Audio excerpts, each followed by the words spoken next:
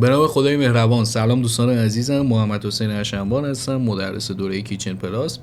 به جلسه چهارم از دوره کیچن پلاس خوش اومدید.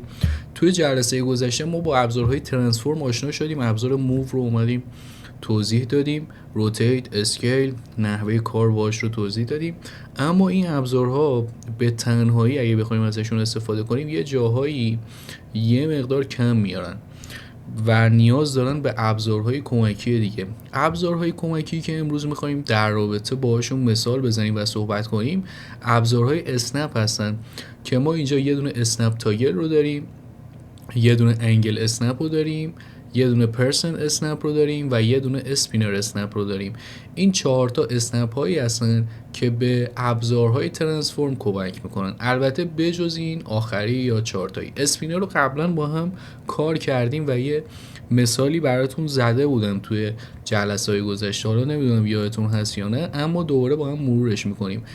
اسپینر رو من یه توضیح بدم، بعد این ستا رو میام براتون توضیح میدم. نگاه کنید، اگر ما یه باکسی داشته باشیم اینجا، به فرض ما این باکس رو اینجا ترسیم کردیم با کلیک و درگ.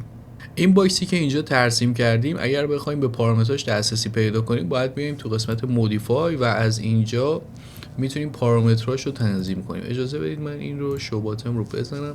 خب نگاه کنید، این فیلدهای عددی که اینجا ما داشتیم و می اومدیم اینجا براش عدد تعریف میکردیم. مثلا ما اینجا این باکس رو میکنم 80 در 80 سانتی متر.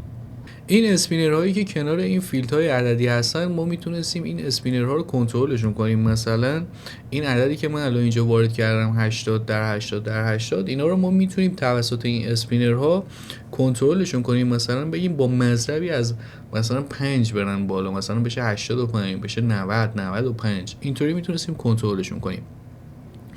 الان که این اسپینر خاموشه، من بیام روی این اسپینر کلیک کنم، نگاه کنید عددی که داره میندازه یه عدد خورده یه، نمیدونیم چند داره میندازه و این رو من 80 سانتش میکنم. برای اینکه بیایم این اسپینر رو کنترل کنیم میومدیم روی این اسپینر کلیک میکردیم و اینجا تو قسمت اسپینر، تو قسمت اسنپش ما میومدیم مضربش رو وارد میکردیم. مثلا میگفتیم 5 تا بره بالا، الان روی 5 تنظیمه، اوکیش میکنم و اسپینر رو روشنش میکنم. زمانی که روشنش میکنم الان روی این اسپینر که کلیک میکنم 5 تا میره بالا، شد 85، شد 90، شد 95. دیگه خورد نمیندازه، برای همه کار میکنه، تو همه جا کار میکنه، همه با همین مضرب دارن میرن بالا. و اگر هم بخوایم دوباره به حالت قبلیش برگرده کافیه بیایم این اسپینر رو خاموشش کنیم. الان نگاه کن 100 دیگه 105 نمیشه، خورده میندازه، شد 101، شد 102 100 همینطور خورده ای داره میندازه. ولی زمانی که روشنش میکنم اگر 100 بذارم میشه 105، 110، 115 و با این دیگه کاری نداریم. با این اسپینر رو تنظیم کردنش و اینا آشناییم، کاری نداریم. میخوایم این سه تا اسنپ رو با هم دیگه کار کنیم. نگاه کنید این سه تا اسنپ دقیقاً برای این سه تا ابزار ترانسفورمن. این مووی که اینجا میبینید با این اسنپس تاگل اولی کار میکنه. ابزار روتیت اسنپش انگل اسنپه، یعنی به صورت درجه‌ای اسنپ میشه و اسکیل هم اسنپش پرسنت اسنپ تاگله. خب این سه تا دقیقاً برای این سه تا و الان میخوایم با هم مثالش رو بزنیم.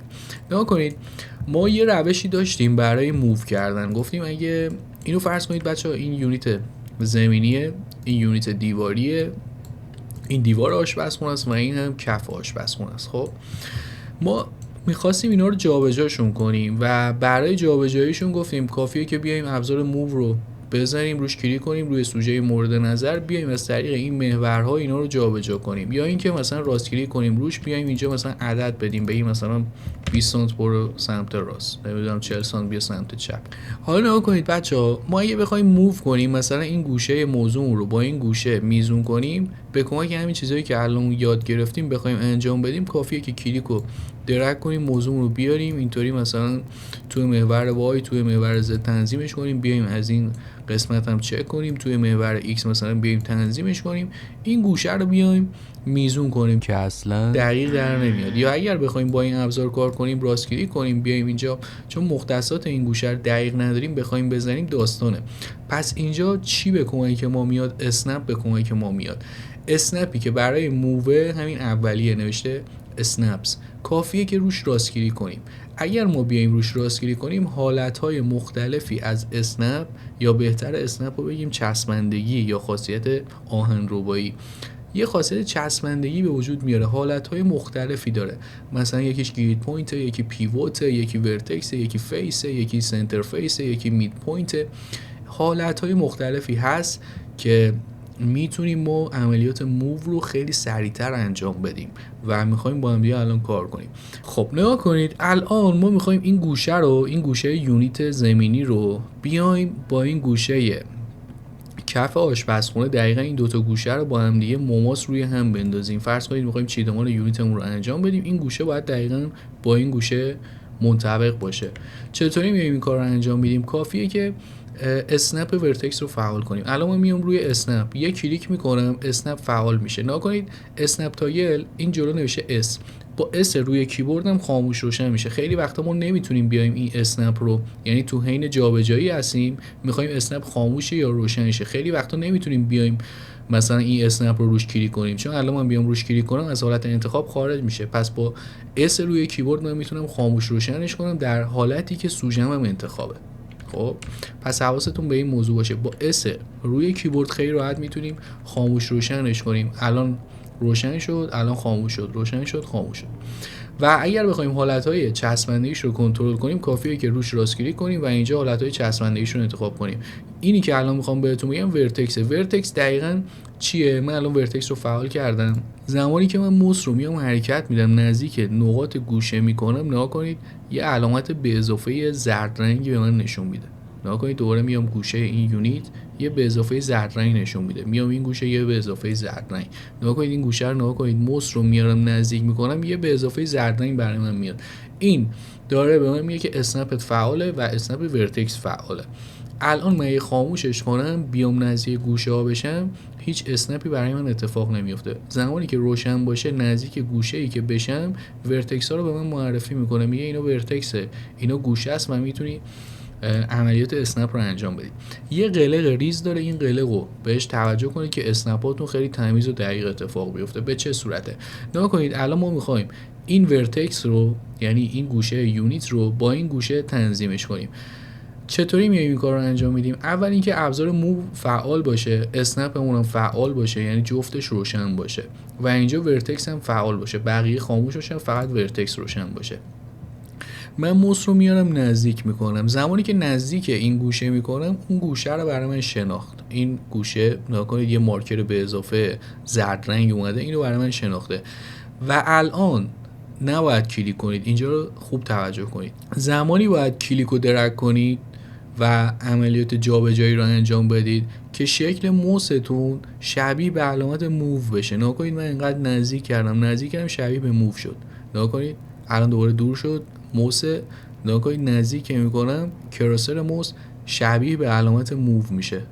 نگاه کنید الان موو شد. الان من میتونم سوژه‌ام رو جابجا کنم با اون نقطه اون گوشه کف آشپزخونه میزونش کنم. نگاه کنید الان من مجازم که کلیک و درگ انجام بدم. کافیه که کلیک کنم درگ کنم. نگاه کنید دارم میارمش، کشیدم آوردمش.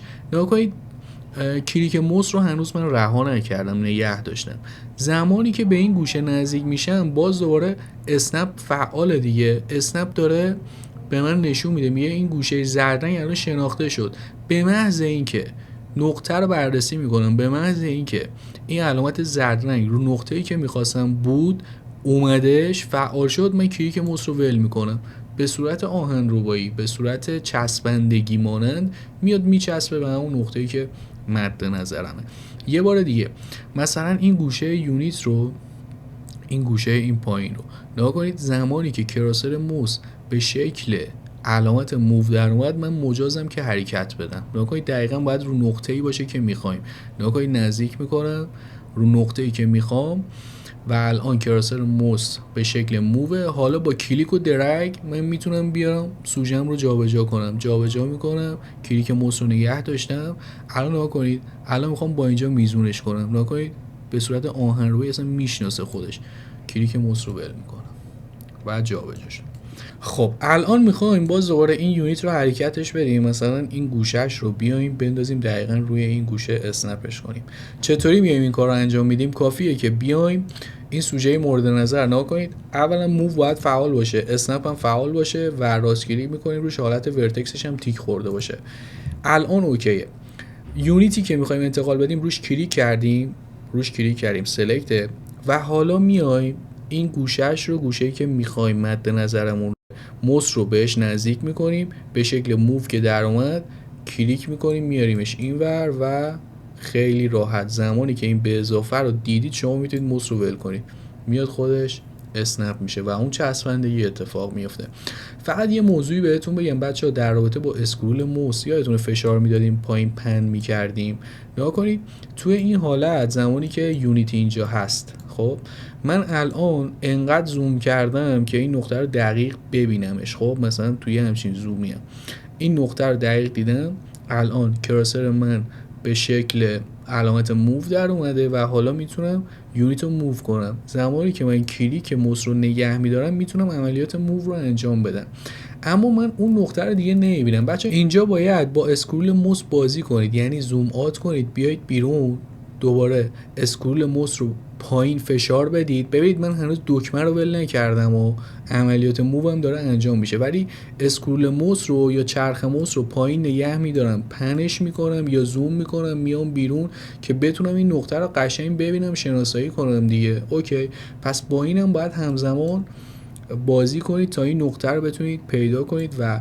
عملیات اسنپتون رو انجام بدید. پس اینجا ما ابزاری که داشتیم اینجا با ورتکس آشنا شدیم که برای گوشه ها بود، خیلی راحت میتونستیم عملیات موو رو انجام بدیم. اما چند تا دیگه هم داره، مثلا یکیش گرید پوینته. گرید پوینت چیه؟ من اینا رو همه رو هایدش کنم، حالا هاید و اینا رو هم بهتون میگم، کپی و هاید و همه اینایی که اینجا هست رو بهتون میگم. اینجا من جیو میزنم گرید بیاد. نگاه کنید زمانی که اسنپ فعال نیست، من اگه کراسر موس رو بیارم اینجا، نگاه کنید روی این گریتا دارم حرکت میدم، هیچ اتفاقی نمیفته، شکل موس هم همون شکل موس اولیه و دیفالت خودشه. اما به محض اینکه میام اسنپ رو فعال میکنم و راست کلیک میکنم روش، اینجا گرید پوینت فعاله، این گریتا رو دونه دونه داره برای من میشناسه. نگاه کنید یه حالت اسنپ وار، یه حالت آهن ربایی چسبندگی ایجاد میکنه. ببینید این گوشا، این اسنپ هم داریم بچه با گرید کار میکنه. مثلا اگه بخوایم یه ترسیمی چیزی داشته باشیم، بخوایم از گرید استفاده کنیم، خیلی راحت با کلیک و درگ مثلا من میخوام این گرید رو اینجا یه ترسیم داشته باشم، یا مثلا این 4 تا رو از این گوشه میخوام رسم کنم به این گوشه، خیلی راحت دیگه مثلا از این ابزار گرید هم میتونیم استفاده کنیم. کاربرد داره، میتونید ازش استفاده کنید، ولی پرکاربردترینش همین ورتکسه و پیوت هم بهتون بگم، پیوت هم کاری نداره. مثلا بذارید تو همون مثال قبلی بهتون بگم، من آن هایت میکنم صحنه رو، نگاه کنید مثلا ما اینجا یه یونیت داریم، این یونیت ماره، یه دونه دیگه ازش کپی میگیرم، سایزش رو کوچیک میکنم اینقدر، یه همچین سایزی فعلا داشته باشه تا توضیح بدم. یه اسنپی ما اینجا داریم به نام پیوت. خب پیوت به پیوت یعنی اگر ما بیایم جابجایی انجام بدیم، این پیوت با این پیوت یکی میشه، میافتن رو هم دیگه. اسنپ پیوت یا چسبندگی پیوت به پیوت اتفاق میفته. پیوت رو یادتونه اینجا ما میبریم توی هیرارکی کنترل میکردیم، نقطه استقلال رو جابجا میکردیم، میتونستیم جابجاش کنیم، کلید میون بارش هم اینسرت بود. الان این پیوت نگاه کنید، این پیوت اینجاست، پیوت این موضوع هم زمانی که روش کلیک میکنم نگاه کنید اینجاست. خب الان اگر بخوام عملیات موو رو انجام بدم، نگاه کنید موو رو فعال میکنم، حالا با کلیک و درگ نگاه کنید اسنپ من فعاله، رو حالت پیوت قرار داره. حالا به محض اینکه من کلیک و درگ میکنم، اگر این یونیت رو نزدیک این یونیت بکنم، نگاه کنید به محض اینکه موس واردش میشه زرد رنگ میشه، به محض اینکه شناخت از همینجا هم ول کنید این میره پیوت به پیوت اون قرار بگیره. یا برعکسش هم اتفاق میفته. مثلا نگاه کنید الان میخوام پیوت این دقیقاً بیفته رو پیوت این، سوژه مورد نظر انتخاب اسنپ روشن، با کلیک و درگ به محض اینکه نزدیک سوژه بعدی شدم، سوژه بعدی دورش یه کادر زرد رنگ میاد، من از همینجا ول کنم این پیوت به پیوت اون قرار میگیره، یعنی مرکز استقلالشون با هم یکیه که اینو میتونستیم مثلا جابجا کنیم، بیایم جابجاش کنیم که قبلا در موردش صحبت کردیم. اینم یه مورد اسنپ بود. پس گریدو گفتم، پیوتو گفتم، ورتکسو گفتم، یه دونه دیگه مهم داره، میت پوینت. میت پوینت یعنی بین دو تا نقطه، یعنی این ایجی که اینجا هست ما به این نقاط میگیم ورتکس. حالا توی تکنیک ادیت پلی و ادیت تیبل پلی کامل براتون باز میکنم که ورتکس، ایج، سگمنت اینا همه چیه. خب همه رو براتون باز میکنم. اما به این گوشه ها میگفتیم چی؟ ورتکس یا نقطه یا گوشه. اما بینش یه خط هست، این خطی که اینجا وجود داره بهش میگیم ایج. این ایجی که وجود داره یه وسطی داره، خب که بهش میگیم، به این وسط این ایج ها میگیم مید پوینت. الان اینجا یه مید پوینت، این وسط یه مید پوینت، اینجا یه مید پوینت. نگاه کنید الان من اسنپ رو اگه بیام تغییرش بدم بذارم رو حالت مید پوینت، الان برای من اسنپ ها همه به صورت مید پوینت انجام میشه و اگر بیام روی سوژه ای نگاه کنید همه مید پوینت ها رو داره به من میگه. الان وسط این خط رو داره به من میگه، بین این دو تا نقطه یه خطه، وسط این خط رو داره به من میگه کجاست، یا این بالا وسط این خط رو داره به من میگه، یا وسط این یونیت رو داره به من میگه وسطش کجاست، یا وسط این ورش رو داره به من میگه. خیلی راحته. نگاه کنید الان مثلا ما یه یونیت داریم، خب میخوایم این یونیت کوچیکه بیاد دقیقاً وسط این یونیت کوچیکه بیاد با وسط این یکی بشه. کافیه که من اینجا نگاه کنید باز دوباره روش همونطوریه، کافیه که با کلیک و درگ خیلی راحت دوباره این عملیات اسنپ رو انجام بدم، مید پوینت به مید پوینت. ببینید این اسنپ یه ذره قلق داره، دستتون بیاد دیگه تو کار روون میشید و خیلی راحت و خیلی سریع دیگه از این به بعد مثلا میتونید این کار رو انجام بدید. و در مورد این کانسترین هم بعداً بهتون توضیح میدم که کارش چیه. کارش محدود کردنه ولی قلق داره، حالا جلوتر میخوام به اون مشکل بخوریم بعد بهتون بگم که داستانش چیه. پس حالتهای مختلفی از چسبندگی اینجا وجود داشت که گرید رو کار کردیم، پیوت، ورتکس و مید پوینت. حالا بقیه‌اش هم بچه‌ها بهتون توضیح میدم زمانی که بخوایم ازش استفاده کنیم. پر کاربردترینش همیناست که بیشترینش باز دوباره همین ورتکسه که همیشه برای ما روی ورتکس فعال هست. و اما بچه‌ها نگاه کنید ما می اومدیم چیکار می‌کردیم؟ می اومدیم روی این اسنپ راست کلیک می‌کردیم، به این پنجره دسترسی پیدا می‌کردیم و میتونستیم این تیکار بزنیم فعالش کنیم. اما اینجا هم داریمشون. نگاه کنید اینجا این گرید رو زمانی که من فعال کنم دکمه‌اش رو روش کلیک کنم این گرید تیکش میخوره، گرید پوینت. دومی چیه؟ پیوته، پیوت هم تیکش خورد. سومی که فعاله ورتکسه. چهارمی چیه؟ چهارمی اند پوینت. پنجمی چیه؟ مید پوینت. ششمی چیه؟ ایج سگمنت. هفتمی فیسه و این دوتا هم که حالا بعدا بهتون میگم چیه. پس خیلی راحت دسترسی این تیک هایی که می اومدیم میزدیم اینجا هم برای ما وجود داره. یعنی من اگه بخوام ورتکس رو فعال کنم کافیه که اینجا اسنپ تو ورتکس تاگل رو روش کلیک کنم. الان نگاه کنید تیکش خورده. از اینجا هم میتونستیم کنترل کنیم. حالا این کجا بود؟ پنجره یادتونه تو جلسه اول اگه می اومدیم راست کلیک میکردیم اینجا یه اسنپ داشتیم. اگر من این تیک رو بیام فعالش کنم این اسنپ پنجرهش میاد و من میتونم کلیک و درگ کنم بذارم اینجا. پس این ابزارهای اسنپی که اینجا میبینید اگر بیاید روی این اسنپ راست کلیک کنید همش توی این وجود داره. یه نکته‌ای میخوام بهتون بگم در رابطه با این ابزارها بچه‌ها. این ابزارهایی که اینجا شما میبینید بعضیاشون این گوشهشون یه فلش سفید رنگ داره، میبینید؟ به اینا میگن فلای آت. زمانی که روی اون ابزار کلیک موس رو نگه دارید زیرش بچه‌هاشو میبینید، یعنی مدل های مختلف اون اسنپ رو الان اینجا ما داریم میبینیم. یا مثلا اینجا اسکیل هم داره، اگر کلیک موس رو روش نگه دارم حالت های مختلف اسکیل رو اینجا ما دوباره میبینیم. بعضی هاشون داره، یا مثلا الاین هم باز دوباره همینطور حالت های مختلف داره. الان این اسنپ هم نگاه کنید یه اسنپ 3 بعدی داریم، یه 2.5 بعدی داریم، یه 2 بعدی داریم. اینا با هم تفاوت داره و هر کدومشون کاربردهای خاص خیلی خوبی داره که باز دوباره به کارمون میاد. الان میخوام اینا رو براتون توضیح بدم که به چه صورت.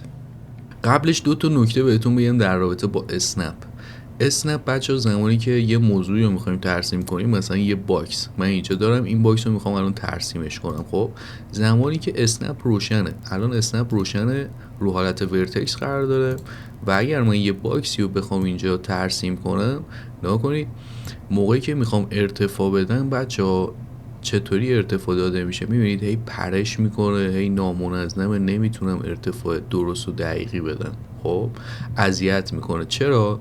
چون این اسنپ رو نگاه کنید، اسنپ میاد این ورتکس رو، الان موس رو نگاه کنید، موس تقریبا روی این یونیته، خب روی یونیت آبی رنگه، موس میاد این ورتکس های این یونیت رو شناسایی میکنه، خب و نمیذاره ارتفاع دقیقی بدیم به این باکسه.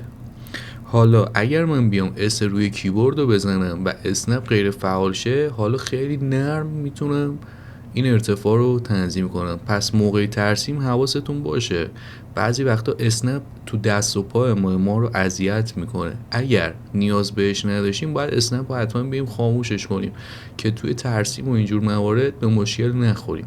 اوکی، حواستون به این نکته هم باشه، اگه دیدید یه پرشی یه گیری توی کارتون هست، بدونید این اسنپ روشنه، بیایید خاموشش کنید. نکته بعدی که میخوام بهتون بگم اینه که ما از اسنپ فقط برای عملیات موو استفاده نمی کنیم، یعنی اینکه برای جابجا کردن فقط نمیایم از اسنپ استفاده کنیم، بعضی وقتا برای ترسیم هم میایم استفاده کنیم. مثلا الان نگاه کنید، من برای این یونیت میخوام یه در بکشم، خب میام چی کار میکنم؟ میام باکس رو انتخاب میکنم، اسنپ رو فعال میکنم، حالت ورتکس، چسبندگی ورتکس، میخوام از این گوشه‌ای که وجود داره تا این گوشه یه در ترسیم کنم. کافیه که اتوگیرید رو روشن کنم و از اینجا کلیک رو درگ کنم به این صورت و ترسیمم رو انجام بدم. ببینید پس از اسنپ هم میشه برای ترسیم بیایم توی کارمون استفاده کنیم. حالا دیگه بقیهش تنظیم کردن سایزه که من میتونم بیام اینجا مثلا ضخامت در رو بذارم روی مثلا 16 میل، 1 سانت و 6 میل، حالا مثلا بیام بادخور بدم، تقسیمش کنم که این کارا رو بعداً جلوتر بهتون میگم که چطوری انجام بدید با روش‌های بهتر. اما برای ترسیم هم میشه استفاده کرد. مثلا دیگه چه مثالی براتون بزنم، مثلا می‌خوایم در این یونیت رو درست کنیم، برای این یونیت دوباره یه در بذاریم، کافیه که اسنپ فعال باشه، اتوگیرید هم فعال باشه و بیایم اینجا از این گوشه به این گوشه یه ترسیمی داشته باشیم. اینجا نگاه کنید، من زمانی که میخوام ضخامت بدم الان این اسنپ گیر میکنه، نمیذاره من ضخامت درست بدم. ببینید این پرش داره یه جورایی. من دکمه اس روی کیبورد رو میزنم، الان دیگه ارتفاع بخوام یا ضخامت بخوام به این در بدم، خیلی نرم دیگه میتونم این کار رو انجام بدم و یه ضخامت معقول بهش بدم همینطور حدودی و بعد بیام اینجا چیکار کنم؟ این ضخامت رو از اینجا به صورت دقیق مثلا 1 سانت و 6 میل اینجا ضخامت رو تنظیم کنم و در یونیت به همین راحتی ترسیم میشه. حالا بعدا میتونیم مثلا 2 تاش کنیم، مثلا اینو بذارم 45 سانتی متر، بیام یه دونه به کمک ابزار اسنپ و موو بیام این گوشه رو بگیرم بذارم روی این گوشه، اول محورم رو انتخاب میکنم، محور X، از این گوشه میام میگیرم میذارم روی این گوشه، تو ارتفاعم تنظیمش میکنم و دوباره توی محور X یه کپی دیگه ازش میگیرم. حالا کپی کردن و اینا رو هم بهتون میگم که به چه صورته و از این برم میزون کنم. حالا بعدا میتونم بادخورش رو تنظیم کنم و اینجور چیزا که الان بهتون نمیگم، تو فصل بعدی بهتون میگم که به چه صورته. پس متوجه شدیم که اسنپ علاوه بر این که میتونیم عملیات موومون رو باهاش انجام بدیم، ترسیمامون هم میتونیم به کمک اسنپ ازش کمک بگیریم و ترسیم رو انجام بدیم. حالا بچه‌ها بریم سراغ همین ابزارهای 2، 2.5 و 3. کاربرد اینا رو هم بهتون بگم و اسنپ رو جمعش کنیم و بریم سراغ مباحث مهم بعدیمون. نگاه کنید یه فرقی داره این حالت 2، 2.5 و 3. یه توضیح همین الان بخوام بهتون بگم، 3 بعدی یعنی حالت اسنپ 3 بعدی، یعنی توی محور X، توی محور Y، توی محور Z، توی هر 3 تا محور میاد عملیات اسنپ رو برای ما انجام میده. اگر بذاریم رو حالت 2.5 بعدی فقط میاد توی محور X و توی محور Y عملیات اسنپ رو برای ما انجام میده، توی محور Z انجام نمیده و این خیلی خوبه. اگر بذاریم روی حالت 2 بعدی، حالت 2 بعدی حالتیه که ورتکس هایی که ناکن الان اسنپ چسبندگی که ما براش انتخاب کردیم ورتکسه، فقط ورتکس هایی که چسبیده به گرید اون ورتکس ها رو برای ما شناسایی میکنه. ناکنید این گرید ما ورتکس هایی که چسبیده به گرید، ناکنید این ورتکس چسبیده به گرید، چسبیده به کف، این ورتکس چسبیده به کف، یا برای این یونیت ناکنید این یونیت رو نمیشناسه. چرا؟ چون به کف نچسبیده، میبینید از گرید فاصله داره. حالا اگر من بیام اینجا گرید رو بذارید، سایز گرید رو من زیادش کنم، اگر این گرید ما باشه نگاه کنید این گرید فاصله داره ولی اینا چسبیده به گرید، پس این ورتکس ها رو برای ما شناسایی میکنه. یا مثلا ورتکس این یونیت رو دیگه برای ما نمیشناسه. چرا؟ چون ارتفاع داره، از گرید بالاتره. پس حالت 2 بعدی حالتیه که ورتکس هایی که چسبیده به گرید میاد برای ما اون ورتکس ها رو شناسایی میکنه و ما میتونیم ازش استفاده کنیم. حالا هم مثال براتون توی ترسیمش میزنم که اگر بخوایم یه اسپلاینی چیزی ترسیم کنیم چه اتفاقی میفته، چطوری میتونیم این ابزار کمک بگیریم، یا اگر بخوایم جابجایی داشته باشیم باز دوباره چه اتفاقی میفته و چطوری میتونیم ازش کمک بگیریم. یه توضیح بدم و توی جلسات بعدی کلا کار ما توی مدل سازی و طراحی کابینت کلا کار ما اینه که بیایم از این ابزارها استفاده کنیم دیگه و اینقدر تکرار میشه که کامل یاد میگیریم. حالا من گرید رو بردارم که یه ذره صحنه خلوت‌تر بشه. حالا یه مثال میخوام براتون بزنم از حالت 3، ببینید به چه صورته. بچه‌ها من میام توی نمای تاپ، اول بگم میخوام چیکار کنم. میخوام این یونیت رو، این ورتکس رو با این ورتکس تنظیم کنم و بیان اینا روی همدیگه قرار بگیرن. ببینید چه تفاوتی داره حالت 3 بعدی، حالت 2.5 بعدی و حالت 2 بعدیش. من میام توی نمای تاپ، توی نمای تاپ که میام اول بذارید رنگ اینا رو، من گرید رو بردارم، رنگ اینا رو هم درست کنم که کامل براتون واضح باشه. این کف ما، اگر من F3 رو بزنم نگاه کنید این کف ما، این دیوار ما و اینم یونیته. دوباره میرم تو نمای تاپ، این یونیت ما، این کف ما، این دیوار ما. خب حالا میخوام این رو بیام اسنپ کنم از حالت 3 بعدی، میخوام اسنپ کنم این گوشه رو بذارم دقیقا روی این گوشه. خب نگاه این گوشه رو میام میذارم، بذارید من کانسترین رو غیر فعال کنم، این گوشه رو انتخاب میکنم میارم میذارم روی این گوشه. چرا نمیشه؟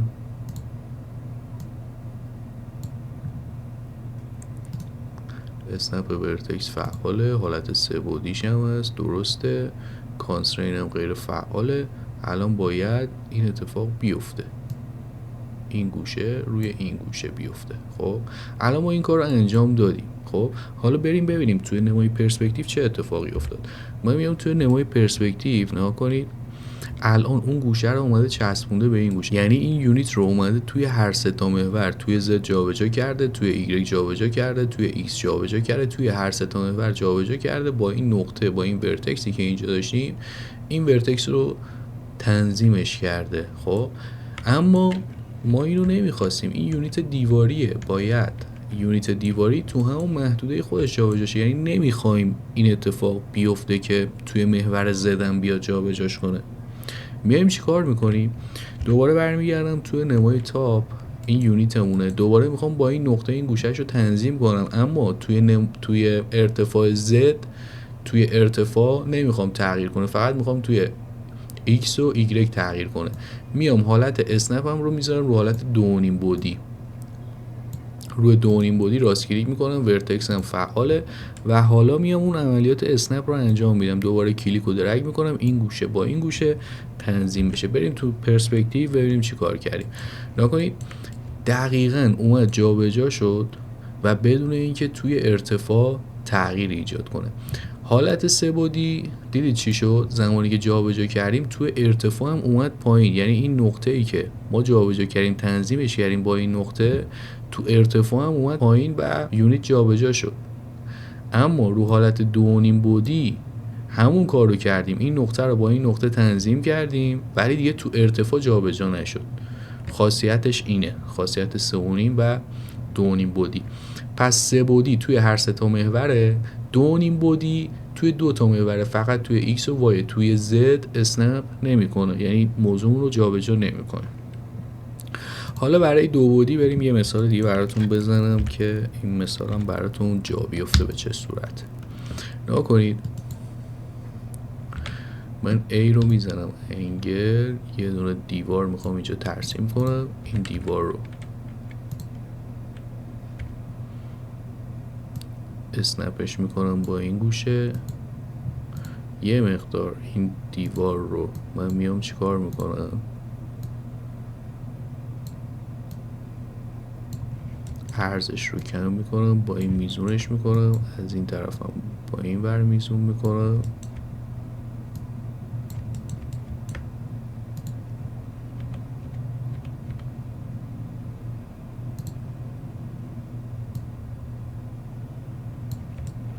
به این کاری که من الان دارم میکنم کار نداشته باشید، بعدا اینا رو بهتون میگم که چی کار کنید. خب فعلا الان میخوایم حالت 2.5 بودی رو بهتون توضیح بدم که میخوایم چی کار کنیم. یه ذره من اینو بیام جابجاش کنم.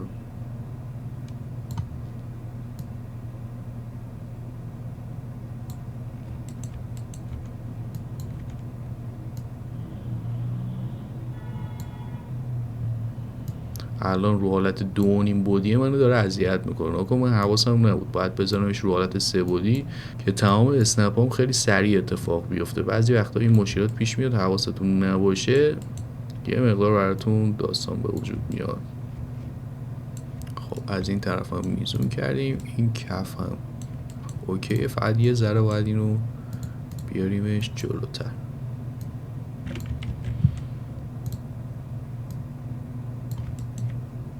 اوکی، الان از همه طرف میزونه. این دیوارمونه، اینم یونیتمونه، به این یونیت کاری نداریم.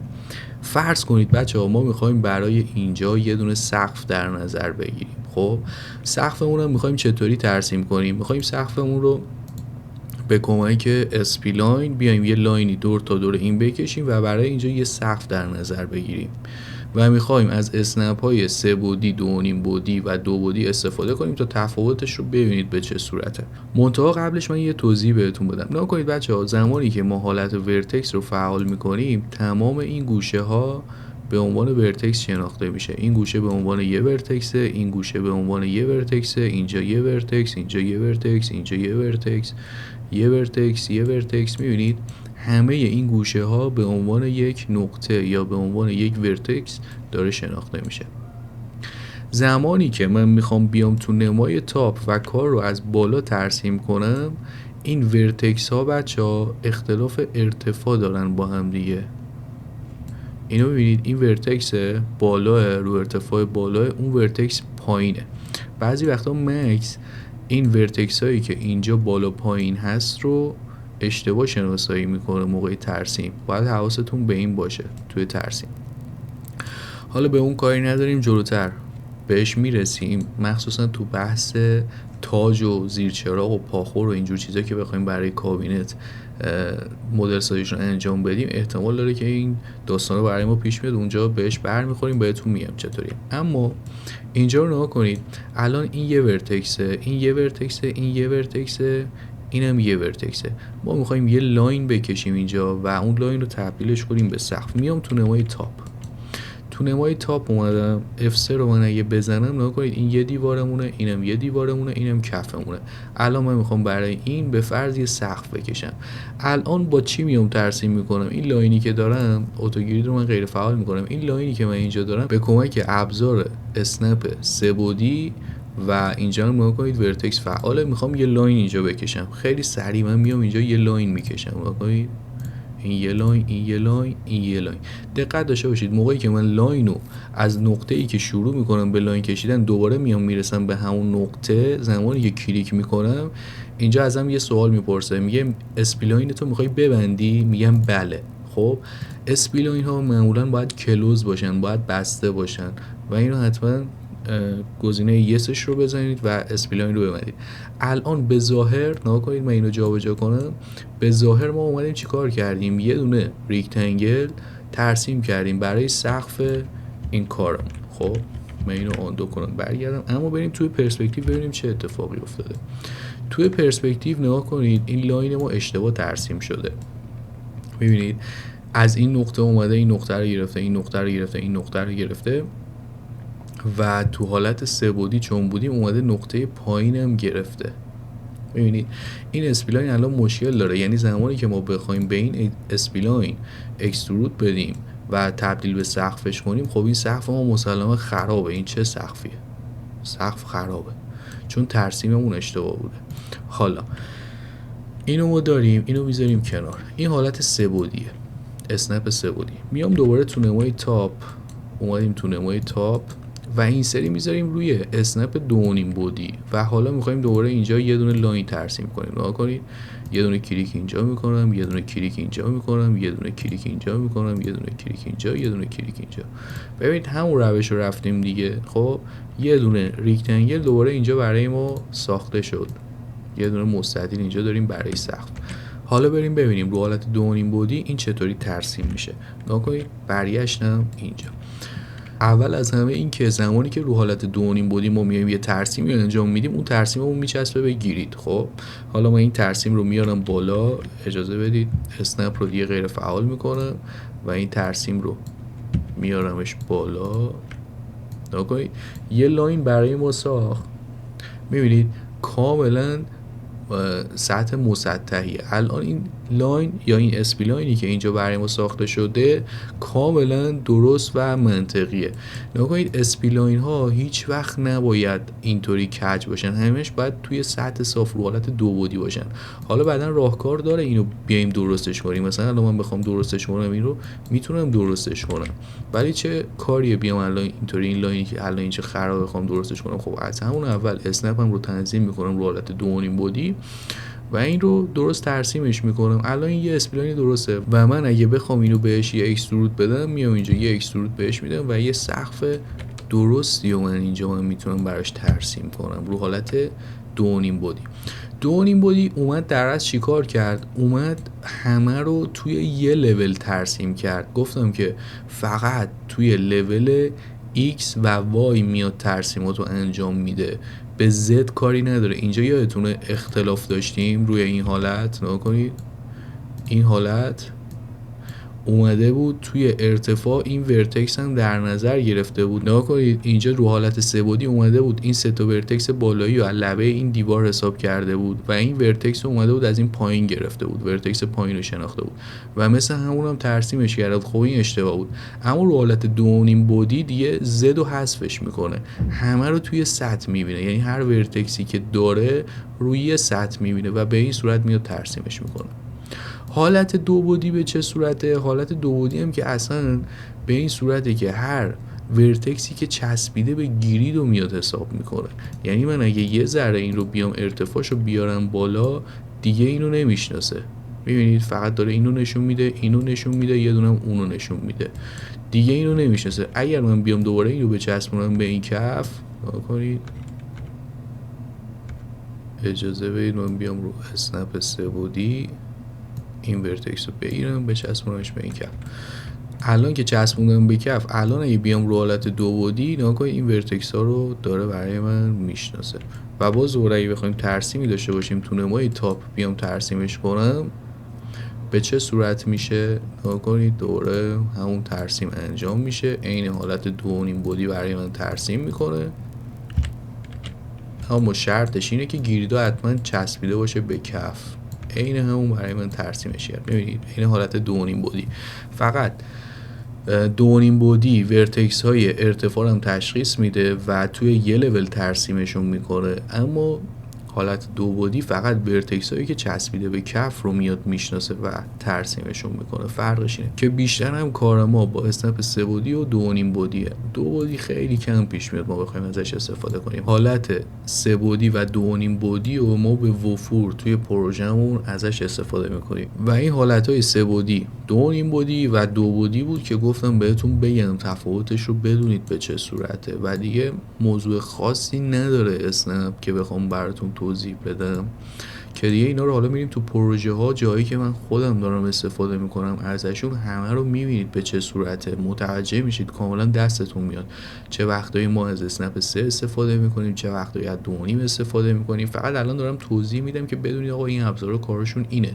دیگه تو دل پروژه که بریم من نمیام ابزار رو توضیح بدم که کارش اینه، فقط میایم استفاده میکنیم، میگیم الان مثلا اسنپ 2.5 بعدی رو فعال میکنیم، الان داریم باهاش این کارا رو انجام میدیم. اوکی. خب اینجا ما 2 تا ابزار دیگه داریم. این 2 تا ابزار هم بهتون معرفی کنم و دیگه کلا موضوع اسنپ رو ببندیم و تمامش کنیم. نگاه کنید اینجا ما یه ابزار دیگه داریم به نام انگل اسنپ و یه ابزار دیگه داریم به نام پرسنت اسنپ. انگل اسنپ برای روتیت، برای چرخوندن اجسام استفاده میشه و پرسنت اسنپ برای اسکیل کردن اجسام ما میایم از پرسنت اسنپ استفاده میکنیم. حالا به چه صورته؟ نگاه کنید من یه مثال اگه بخوام بزنم با همین یونیت کوچیکه، یه مثال ما اینجا میزنیم برای روتیتش. برای روتیت کردن کافی بود که بیایم اینجا روتیت رو بزنیم یا حرف ای روی کیبورد رو بزنیم تا این گیزمو برای ما بیاد. زمانی که این میومد ما خیلی راحت میتونستیم با کلیک و درگ روی هر محوری عملیات روتیت رو انجام بدیم. این عددی که الان داره اینجا میندازه بچا عدد خورده است. نگاه کنید الان 1.46 شد 7.38 7.88 هر چی بچرخونم یه عدد خورده میندازه.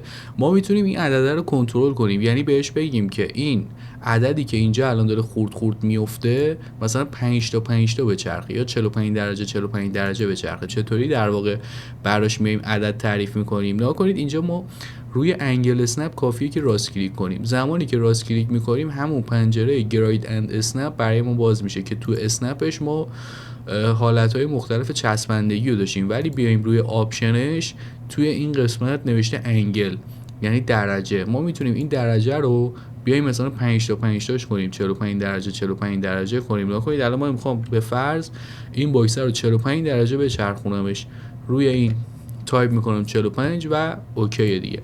الان به محض این که من روی این انگل اسنپ کلیک کنم فعال بشه که دکمه میانبارش هم حرف A روی کیبورده. اگر من A روی کیبورد رو بزنم خاموش میشه، الان نگاه کنید خاموشه، اگر بزنم روشن میشه فعاله. و حالا که فعاله اگر من بیام کلیک و درگ کنم 45 درجه 45 درجه میچرخه. نگاه کنید الان 0 درجه است شد 45 درجه شد 90 درجه شد 135 180 همینطور میتونیم بچرخونیمش. توی همه محورها اینطوری الان میچرخه. نگاه کنید الان توی محور X میخوایم بچرخونیمش یه 45 درجه چرخید.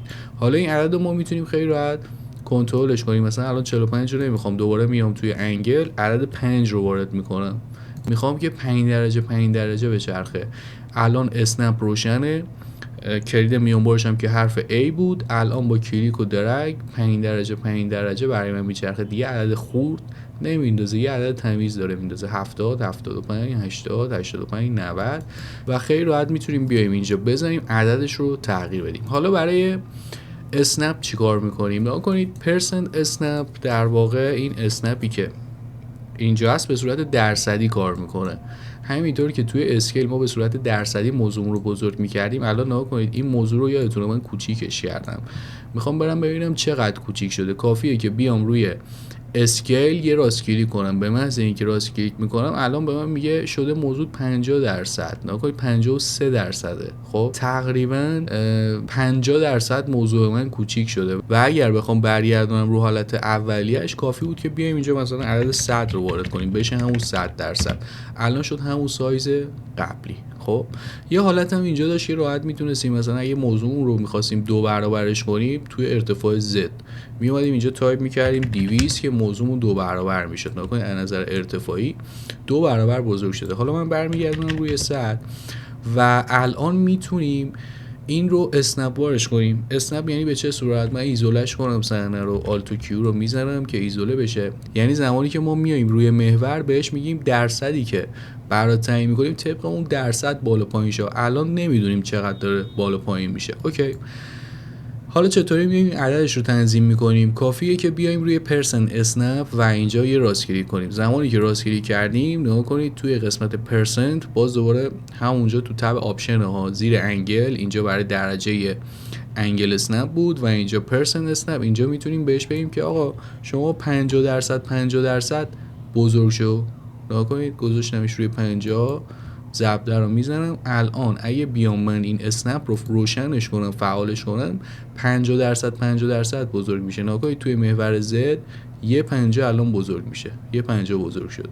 الان بخوام 2 برابر شه 2 تا 50 باید بزرگ کنم دیگه، 2 تا 50 بزرگ شد. حالا کافیه بیام چیکار کنم؟ روی اسکیل راست کلیک کنم. نگاه کنید شده 200 اینجا توی زد بزرگ شه. یا اصلا توی هر محوری ما میتونیم این کار کنیم. نگاه کنید توی محور ایکس مثلا میخوام بگم که 2 برابر شه، کافیه که کلیک رو درگ کنم 2 بار این عملیات اسنپ اتفاق بیفته. الان توی محور ایکس 200% اندازه داریم. نگاه کنید اگه بیام راست کلیک کنم نگاه کنید هم توی محور ایکس 200% شده هم توی محور زد 200% شده. حالا این رو برمیگردونم به حالت اولش و به این صورت.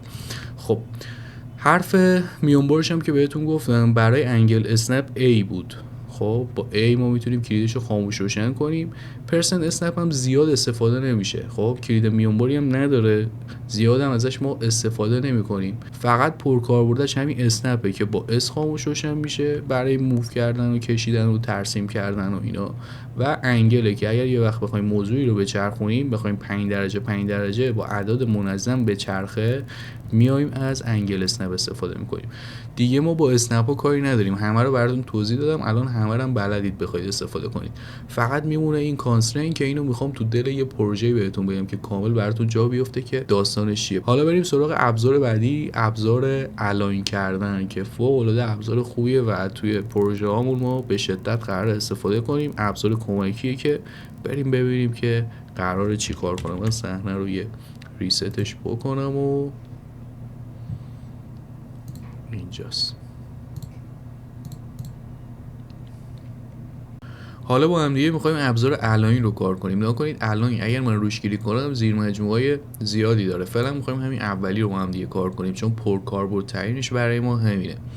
به چه صورته؟ اجازه بدید من ابتدا یه چند تا چیز اینجا ترسیم کنم، نسبت به اون بیام بهتون آموزش بدم که درکش براتون خیلی راحت‌تر باشه. ابتدا من یه سیلندر خوشگل اینجا ترسیم میکنم، یه دونه کون یا یه مخروط هم میام اینجا ترسیم میکنم به این صورت و میخوام این شکلی باشه. حالا یه ذره ابعادش رو تغییر میدم.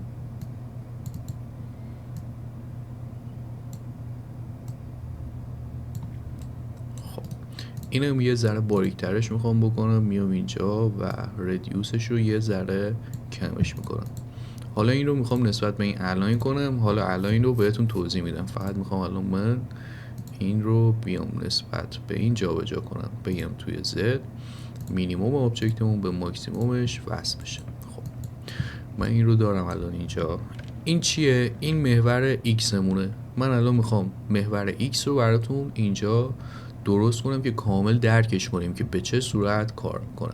خب من این دوتا رو گروپ میکنم. حالا گروپ چیه اینا رو بعداً بهتون میگم. و این رو میخوام 90 درجه بچرخونمش، جابجاش میکنم میام پایین و حالا همین رو ازش یه کپی میگیرم، رنگش رو عوض میکنم به رنگ سبز. این محور چیه؟ محور وای. 90 درجه میچرخونمش و جابجاش میکنم میذارمش اینجا. حالا چه محوری رو میخوام؟ محور زد رو میخوام. برای اینکه محور زد رو داشته باشیم رنگش رو میام آبی میکنم، 90 درجه میچرخونمش و میام تو نمای تاپ قرارش میدم کجا؟ اینجا. یه ذره تو ارتفاع زد جابجاش میکنم به این صورت. بچه‌ها یه نکته خیلی مهمی وجود داره، اینو بهتون بگم. نگاه کنید همیشه به این گوشه توجه کنید. محور ایکس رو نگاه کنید. محور ایکس به این جهته. خب محور Z به سمت بالا، محور Y به سمت این وره. خب چرا محور X نیومده اینوری بشه؟ مثلا میرورش بکنیم، چرا نیومده اینوری بشه محور X؟ نگاه کنید، چون دلیل داره. دلیلش هم اینه که نگاه کنید، من اینو برگردونم به حالت اول. دلیلش اینه که به سمت این جهتی که اینجا وجود داره همیشه مثبته، به سمت جهت همیشه مثبته. توی محور وای هم همیشه به سمت جهت به سمت مثبته. خلافش میشه منفی، یعنی از فلش اگه بخوایم بیایم سمت چپ میشه منفی. پس این خیلی مهمه. مثلا نگاه کنید، اگر من اینجا یه باکسی داشته باشم، این باکس من به سمت فلش اگر بخوام حرکتش بدم، باید بیام اینجا مووش کنم، مثلا بگم توی محور X به سمت مثبت برو. پس اینجا باید عدد 50 رو وارد کنم به سمت مثبت. حالا اگه بخوام بگم 50 تا یا 100 تا برگرده عقب، باید منفی بگیم دیگه، خلاف این جهت میشه. باید اینجا تایپ کنیم منفی 100 سانتی متر که خلافش 100 سانتی متر اومد عقب. اوکی، پس اینجا دو تا چیز برای ما خیلی اهمیت داره. اینو من براتون بکشم. بیام اینجا توی تکس، یه تکس من میخوام تو نمای فرانت، میام یه تکس اینجا ایجاد میکنم، میام توی پرسپکتیو و اینجا یه علامت مثبت میخوایم، جابجاش میکنم، میام پایین یه ذره بهش من اکسترود بدم.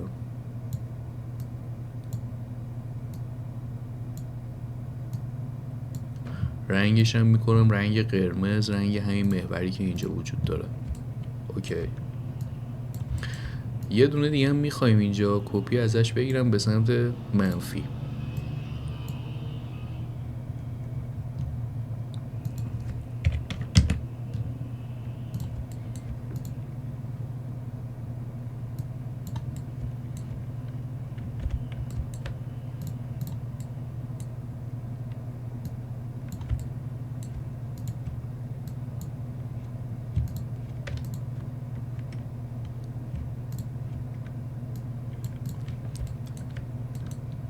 خب حالا برای محور زدم باز دوباره همینطوره. من یه دونه کپی میگیرم، میذارم اینجا، رنگش رو تغییر میدم به رنگ آبی، فکر کنم همین رنگ بود، به رنگ آبی. یه دونه دیگه هم میخوایم برای منفیش،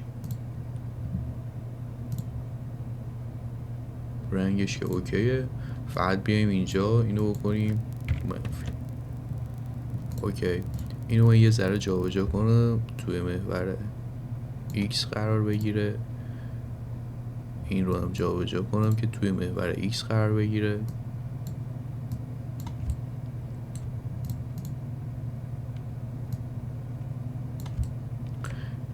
یه دونه دیگه میخوایم برای این. من از این دوتا یه کپی میگیرم،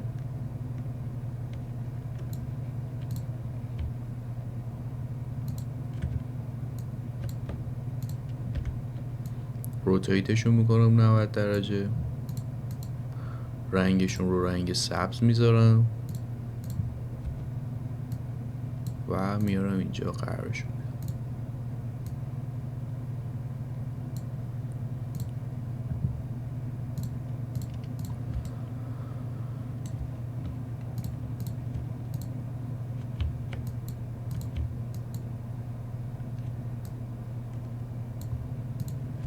خب ما اینو داریم. حالا الان کردن به چه صورته؟ الان خیلی به این باید دقت کنید بچه‌ها. پس جهت فلش، جهتی که محور داره میره جهت مثبتشه، خلافش میشه منفی. و یه نکته دیگه هم بگم برای ماکسیموم و مینیموم، به سمت فلش به سمت مثبت همیشه ماکسیمومه توی نرم افزار، خلاف جهت میشه مینیموم، یعنی به سمت منفی میشه مینیموم. توی هر محوری اینو باید همیشه در نظر بگیرید. نگاه کنید، برای مثال ما اینجا گریدو داریم. خب گریدو بیارم، من اینجا یه باکس اینجا میام ترسیم میکنم، این باکس ما، و یه دونه سیلندر دیگه میام اینجا ترسیمش میکنم، اینم سیلندر ما. حالا ما میخوایم این سوژه رو روی این سوژه تراز کنیم. ببین الاین کردن یعنی یه جورایی تراز کردن. این سوژه رو نسبت به این سوژه میخوایم ترازش کنیم، یعنی من این سوژه رو میخوام بیارم بذارمش این بالا. خب با عملیات موو ما میتونیم این کار رو انجام بدیم، مثلا سوژه‌مون رو جابجا کنیم، بیاریم دقیقاً تو نمای تاپ بیاریم مرکزش اینجا قرار بدیم و بعد مثلا بیاریم تو نمای فرانت اینو بیاریم بالاتر اینجا قرارش بدیم به این صورت. الان ما تو نمای پرسپکتیو میام آلت و دبلی رو بزنم، نگاه کنید الان ما همین کار رو انجام دادیم خب با عملیات موو. اما یه راه سریعترش هست، با الاین کردن ما میتونیم این کار رو انجام بدیم و خیلی دقیق تر. الان نگاه کنید اگر من زوم کنم روی سوژه میبینید بینش فاصله افتاده، یعنی این کاری که من انجام دادم دقیقاً سطح زیر این نچسبیده به سطح روی باکس و این بعضی جاها به مشکل میخوره کار ما میخوایم دقیق بچسبه، دقیق عملیات الاین کردن یا تراس کردن اون اتفاق بیفته و اگر بخوایم دستی بیایم این کار رو بکنیم یه مقدار زمان بره، شاید هم اصلا با خطا روبرو بشیم. پس بنابراین دستوری اینجا داریم به نام الاین کردن. خب بچه‌ها الاین کردن قلق داره، قلقشو بهتون میگم، روششو بهتون میگم، اینو حالا یا یاد بگیرید یا اینو حتما یادداشت کنید که یادتون نره. کلا سیستمش به این صورته و با همین روشی که الان دارم میگم کار میکنه. الاین کردن، الان این سوژه‌ای که ما اینجا داریم من میخوام اینو بردارم بندازم روی این. خب برای اینکه این کارو انجام بدم به این خوب توجه کنید. الاین رو اگر من بیام الان روش کلیک کنم ارور میده، میگه نو آبجکتی سلکت نشده. پس اولین چیزی که به ما میگه آبجکت رو سلکت کن. چه آبجکتی رو سلکت کن؟ آبجکتی که ما میخوایم حرکتش بدیم بندازیم روی آبجکت بعدی. خب پس این آبجکت اسمش current آبجکته و میخوایم این رو حرکت بدیم روی آبجکت دوم. آبجکت دوم تارگت آبجکته، یعنی آبجکت هدف. خب پس یه آبجکتی داریم که به عنوان current آبجکتی که حرکت میکنه و یه آبجکتی داریم که به عنوان آبجکت تارگت و آبجکت هدف ما شناسایی میشه. الان من آبجکتی که میخوام حرکتش بدم و current آبجکت منه انتخاب شده و حالا میتونم الاین رو بزنم. الان الاین رو که زدم حالا میتونم توی مرحله سوم بیام چیکار کنم؟ آبجکت هدف رو بهش معرفی کنم. زمانی که من آبجکت هدف رو بهش معرفی میکنم تازه اینجا برای من یه دونه پنجره باز میشه که میتونم عملیات الاین رو انجام بدم. پس یه بار دیگه با هم دیگه تست میکنیم. اول سوژه‌ای که میخوایم حرکتش بدیم انتخاب میکنیم با ابزار سلکت یا یه دونه این ابزارهای ترانسفورم، میایم موضوع رو انتخاب میکنیم و بعد دکمه الاین رو میزنیم و مرحله بعدش آبجکت هدف رو بهش معرفی میکنیم. اینجا رو نگاه کنید، ما یه کارنت آبجکت داریم که همین آبجکت متحرکمونه، آبجکتی داریم حرکتش میدیم و یه دونه تارگت آبجکت داریم، آبجکتی که آبجکت هدف ماه. خب این دوتا رو داشته باشید فعلا. اما الاین کردن بچه‌ها توی سه تا روش میاد الاین میکنه. یه دونه الاین پوزیشنه، یعنی ما میتونیم پوزیشن یا آبجکتی رو نسبت به آبجکت دیگه بیایم تغییر بدیم. مثلا همین عملیات جابجایی که داریم میکنیم، عملیات مووی که داریم انجام میدیم، بهش میگیم الاین پوزیشن، یعنی میایم پوزیشنش رو جابجا میکنیم نسبت به پوزیشن آبجکت هدفمون. و یه دونه الاین اورینتیشن داریم که این برای چرخوندنه، یعنی بعضی سوژه ها چرخیدن و ما یه سوژه دیگه ای داریم میخوایم نسبت به همون بچرخه. پس یه دونه اورینتیشن داریم. یه دونه هم چی داریم؟ یه دونه مچ اسکیل داریم. بعضی وقتا ما یه آبجکتی داریم اسکیلش کردیم، بزرگش کردیم یا کوچیکش کردیم. خب و میایم یه آبجکت جدید میسازیم و میخوایم اون آبجکت جدیده اسکیلش اندازه این آبجکتمون بشه که میایم باز دوباره از همین روش استفاده میکنیم. پس یه دونه پوزیشنه، یه دونه توی چرخوندن اورینتیشنه، یه دونه هم اسکیله. اوکی، حالا میخوایم الان پوزیشنش رو با هم دیگه کار کنیم. بچه‌ها الان این تو پوزیشن میگه که توی سه تا محور تو میتونی سوژت رو جابجا کنی، توی محور X، توی محور Z، توی محور Y.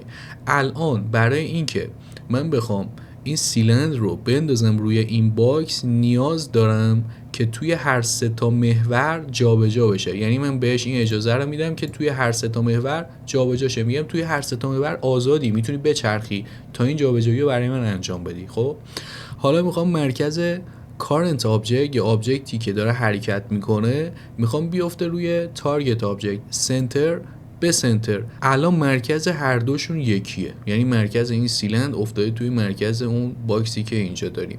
الان من اوکی کنم ثبت میشه. نگاه کنید مرکزشون دقیقاً توی مرکز همدیگه قرار گرفته. حالا یه بار دیگه بچه همیشه 2 مرحله الاین تقریبا انجام میشه. خب یه بار دیگه، حالا مرحله بعدی که میخوایم انجام بدیم، میخوایم کف این سیلند بیاد روی این باکس قرار بگیره، یعنی مینیمم این سیلند بیاد روی ماکسیموم این باکس قرار بگیره. حالا چطوری این کار رو انجام میدیم؟ آبجکت متحرک رو انتخاب میکنیم، الاین رو میزنیم، آبجکت هدف رو انتخاب میکنیم و این پنجره برای ما باز میشه. ببینید تقریبا اون تنظیماتی که بوده سیو شده. خب ما با این تنظیمات دیگه کاری نداریم. من میگم فقط میخوام توی Z حرکت کنه، دیگه توی X و Y نمیخوام حرکت کنه. توی Z میخوام مینیمم آبجکت. بچه‌ها اینجا رو توجه کنید، ما گفتیم توی Z اگه بخوایم جابجا کنیم یه دونه ماکسیمم داریم که مثبته، یه دونه مینیمم داریم که منفیه. الان این سیلندر این قسمت بالاش که به سمت مثبته میشه ماکسیمم، این قسمت پایینش که این زیره به سمت منفیه دیگه. خب این میشه مینیمم. پس آبجکت هدف ما میخوایم مینیممش بیاد روی ماکسیمم باکس. نگاه کنید الان من مینیمم رو میزنم و حالا آبجکت هدف ما یه مینیمم داره، یه سنتر داره، یه پیوت داره، یه ماکسیمم. ما گفتیم که مینیمم این استوانه میخوایم بچسبه روی ماکسیمم. توی Z این قسمت بالای این باکس به سمت مثبت میشه ماکسیمم و زیرش میشه مینیمم. الان من میخوام مینیمم آبجکتم بچسبه به ماکسیمم. خیلی راحت عملیات انجام شد. یه بار دیگه این کار رو انجام میدیم. ما گفتیم اگر بخوایم الاین انجام بدیم توی 2 مرحله میایم انجام میدیم. خب اول اینکه موضوع رو میاریم وسط قرار میدیم و بعد توی محور Z میاریمش بالا که دقیق بچسبه. این دوتا کار رو میخوایم انجام بدیم با الاین کردن. کارنت آبجکت رو انتخاب میکنیم، روی الاین من کلیک میکنم، تارگت آبجکت رو انتخاب میکنم، این پنجره برای من باز میشه. الان میخوام بگم که مرکز به مرکز همدیگه قرار بگیرن، پس این اجازه رو میدم که توی هر سه تا محور کارنت آبجکت سنترش به تارگت آبجکت سنترش روی همدیگه بیفته. الان دیگه اوکی نمی‌کنم بچه‌ها. اگر اوکی کنم دوباره پنجره بسته میشه، یه مرحله میافتیم عقب. الان دیگه اپلای رو میزنم. اپلای که میزنم پنجره برای من ریست میشه و اون عملیات قبلیم تثبیت میشه. الان دیگه بهش میگم فقط توی محور Z مینیمم کارنت آبجکت بچسبه به ماکسیمم تارگت آبجکت. اوکی میکنم و این عملیات برای ما انجام میشه. بچه‌ها چقدر تمیز چسبیده و الان خیالم راحته که کاملا این دو تا سطح با هم دیگه یکی هم. حالا یه بار دیگه این سری بچه‌ها میخوام این استوانه رو بچرخونم، بچسبونمش به این قسمت. نگاه کنید من میام چیکار میکنم. میام این سیلندر یا استوانه رو میارمش جلو، انگل فعاله، ای روی کیبورد رو میزنم یا از اینجا روتیت رو فعال میکنم، 90 درجه میچرخونمش. الان 90 درجه چرخیده. حالا اینجا رو توجه کنید، این سمت استوانه توی محور X منفیه، یعنی مینیمم آبجکتمونه. اون سمت، این سمتش که به سمت فلشه مثبته و ماکسیمم آبجکتمونه. برای باکس هم همینطور، توی محور X ما میخوایم جابجا کنیم دیگه. پس این سمت باکس میشه مثبت ماکسیموم و این سمت باکس میشه منفی مینیموم. یا تو جهت Z اگه بخوایم حساب کنیم، تو جهت Z هم با هم دیگه کار کردیم، گفتیم این روی باکس میشه به سمت بالا مثبت یا ماکسیموم میشه و این سمت زیر باکس منفی یا مینیموم میشه. یا توی محور Y باز دوباره همینطوره، این قسمت سمت راست باکس مینیموم یا به سمت منفیه، این قسمت ماکسیموم یا به سمت مثبته. اینو همیشه داشته باشید، توی ذهنتون باشه، هیچ وقت اشتباه نمی‌کنید به همین راحتی. حالا باز دوباره الان میخوام مینیموم این استوانه رو بچسبونم به ماکسیموم این باکس. میام چیکار میکنم؟ میام کارنت آبجکت رو انتخاب میکنم، روی الاین کلیک میکنم، تارگت آبجکت رو انتخاب میکنم. خب اینا الان انتخاب شد. حالا میگم توی مرحله اول میخوام سنتر به سنتر همدیگه قرار بگیرن، یعنی مرکز تو مرکز همدیگه قرار بگیرن. دیگه اوکی نمی‌کنم، اپلای، یه مرحله انجام دادیم، تثبیت شد. حالا میخوایم مینیمم استوانه یا کارنت آبجکت ما مینیممش بچسبه به ماکسیمم تارگت آبجکت ما. توی چه محوری؟ توی محور X من میخوام حرکتش بدم. توی محور X من این رو اوکیش میکنم و تمام. الان اون چیزی که میخواستم اتفاق افتاد و تونستم مینیمم استوانم رو بچسبونم به ماکسیمم باکسم. این عملیات رو من انجام دادم. ما از الان این بچه‌ها توی پروژه‌مون خیلی قراره استفاده کنیم. حالا یه حرکتی میخوایم بکنیم، اونم اینه که الاین اورینتیشن رو بهتون بگم. الاین اورینتیشن به چه صورته؟ نگاه کنید اگر ما یه موضوعی داشته باشیم چرخیده باشه مثلا به این زاویه، خب چرخشش هم میدونیم و اگر بیام اینجا مثلا توی روتیشن کلیک کنم میدونم که آقا 45 درجه توی محور وای چرخیده، ولی الان میخوام یه ابزار دیگه استفاده کنم، از الاین استفاده کنم و این سوژه‌ای که دارم رو نسبت به این الاین کنم، یعنی به اینم بگم که آقا 45 درجه تو بچرخ. خب نمیام دیگه از این ابزار روتیت استفاده کنم بخوام بچرخونمش، اینم یه روش دیگه باید یاد بگیریم. پس آبجکتی که میخوایم بچرخه به عنوان کارنت آبجکت انتخاب میکنیم، نسبت به سوژه‌ای که چرخیده یا تارگت آبجکت یه دونه کلیک میکنیم. این سری دیگه با پوزیشنش کاری نداریم، نمیخوایم جابجاش کنیم، میخوایم اورینتیشنش رو با هم تنظیم کنیم. کافیه که بیام اینجا تیک این دکمه رو بزنم، الان جهتاشون با هم یکی شد. فقط این که بچه‌ها این داره به صورت لوکال کار میکنه، به صورت ورد یا به صورت جهانی کار نمیکنه، به صورت لوکاله. حالا لوکال چیه بهتون میگم. بعضی وقتا نیازی که توی جهت‌های مختلف بیایید تستش کنید تا اون عملیات چرخشش درست انجام بشه. خب پس یه الاین اورینتیشن داریم. حالا یه دونه مچ اسکیل داریم. بریم مچ اسکیل هم بهتون بگم به چه صورته. بعضی وقتا مثلا یه سیلندر داریم اینجا، من یه سیلندر اینجا ترسیم کنم به این صورت، این یه سیلندر. اوکی، این سیلندر رو من اومدم چیکارش کردم؟ من اومدم اسکیلش کردم، یه اسکیلی به این صورت انجام دادم، اصلا هم نمیدونم چیه، کاری باش ندارم. حالا یه سوژه دیگه دارم اینجا، یه سیلندر دیگه ای دارم اینجا، میخوام این سیلندر اسکیل شبیه به این بشه. ما میتونستیم تو حالت عادی بیایم اینو ببینیم چقدر اسکیلش تغییر کرده اینجا، مثلا اینجا 220 289 151، همینا رو برداریم کپی کنیم بذاریم توی اسکیل این کارو میتونیم انجام بدیم. اما یه روش دیگه هم هست میخوام بهتون بگم، همین الاینه. پس میایم چی کار میکنیم؟ استوانه‌ای که داریم به عنوان کارنت آبجکت انتخاب میکنیم و استوانه دوم به عنوان تارگت آبجکت انتخاب میشه. توی پوزیشن ما باهاش کاری نداریم، پوزیشن رو غیر فعال میکنیم، با پوزیشن کاری نداریم، با اورینتیشن هم کاری نداریم، یه دونه مچ اسکیل داره. اینجا توی هر سه تا محور ما میتونیم تنظیمش کنیم، مثلا بگیم آقا توی زد فقط میخوام اسکیلش یکی بشه، میام زد رو میزنم اسکیلش توی زد یکی شد. یا مثلا میخوام بگم که توی محور وای اسکیل شبیه به اون بشه توی محور وای، یا مثلا توی محور ایکس شبیه به این بشه، یا اصلا توی هر سه تا محور مثلا بیاد شبیه به این بشه، اسکیلش شبیه شد، درصداش هم یکیه. 220 029 سوژه بعدی 220 029 عین همون اسکیل میشه. اما نکته آخر از الاین رو بهتون بگم، ما یه باکس اینجا داریم، یه دونه هم سیلندر اینجا داریم، این هم سیلندر ما میخوایم این سیلندر رو جابجاش کنیم بیاد روی این باکس. میومدیم چیکار میکردیم؟ میگفتیم کارنت آبجکت انتخاب، الاین رو روش کلیک میکردیم و تارگت آبجکت رو روش میزدیم. بچه حالت ها رو نگاه کنید چه حالت هایی داره. مینیمومی که فهمیدیم چیه؟ مینیموم به پایین ترین سطح توی هر محوری، حالا محور X باشه، محور Y باشه، محور Z باشه، میگیم مینیموم. یه دونه سنتر داره که سنتر به سنتر همدیگه قرار میگیرن، یعنی مرکز به مرکز هم قرار میگیرن. این خیلی کوچیک شد، من یه ذره ارتفاع اینو بیشترش کنم، هایت رو بیارم بالاتر.